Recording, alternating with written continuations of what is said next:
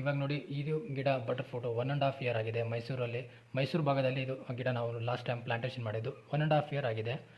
ಇದು ಬಂದುಬಿಟ್ಟು variety butter ಫ್ರೂಟಲ್ಲಿ green bulb ಅಂತ ವೆರೈಟಿ. ಯಾಕೆಂದರೆ ಗ್ರೀನ್ ಬಲ್ಬ್ ನಮ್ಮ ಕರ್ನಾಟಕ ಸ್ಟೇಟ್ ನಮ್ಮ ಸಾಯಿಲ್ಗೆ ಸೂಟೇಬಲ್ ಆಗ್ತಾ ಇರೋದು ಗ್ರೀನ್ ಬಲ್ಬ್ ಇದೆ, ಹ್ಯಾಶ್ ಇದೆ, ಆಮೇಲೆ ಬಲೂನ್ ವೆರೈಟಿ ಅಂತ ಇದೆ. ಈ ಮೂರಲ್ಲಿ ಯಾವುದಾದ್ರೂ ಮಾಡ್ಕೋಬೋದು ನೀವು. ಬಟ್ ಬಟರ್ ಫ್ರೂಟಲ್ಲಿ ಇದ್ದಂಥ ಆದಾಯ ಬೇರೆ ಯಾವುದೇ ಫ್ರೂಟ್ಸ್ ವೆರೈಟಿಯಲ್ಲಿ ಇಲ್ಲ ಸ್ನೇಹಿತರೆ.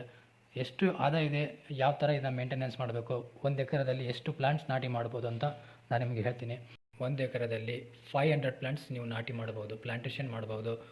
500 ಪ್ಲಾಂಟ್ಸ್ 10x10 ಮಾಡಿದರೆ 500 ಪ್ಲಾಂಟ್ಸ್ 1 ಎಕರೆದಲ್ಲಿ ಮ್ಯಾಕ್ಸಿಮಮ್ ನಾಟಿ ಮಾಡ್ಬೋದು. ಇದು ನಿಮಗೆ ಫಸ್ಟ್ ಕ್ರಾಪೇ ನಿಮಗೆ 1 ಗಿಡದಲ್ಲಿ 20 kg ಫ್ರೂಟ್ ಸಿಗುತ್ತೆ. 20 kg ಒಂದು kg ಫ್ರೂಟ್ಗೆ ಇವತ್ತಿನ ಮಾರ್ಕೆಟಲ್ಲಿ 150 160 ಇದೆ. ಬಟ್ ನಾನು ಎಕ್ಸಾಂಪಲಿಗೆ 100 ಕೊಡ್ತೀನಿ.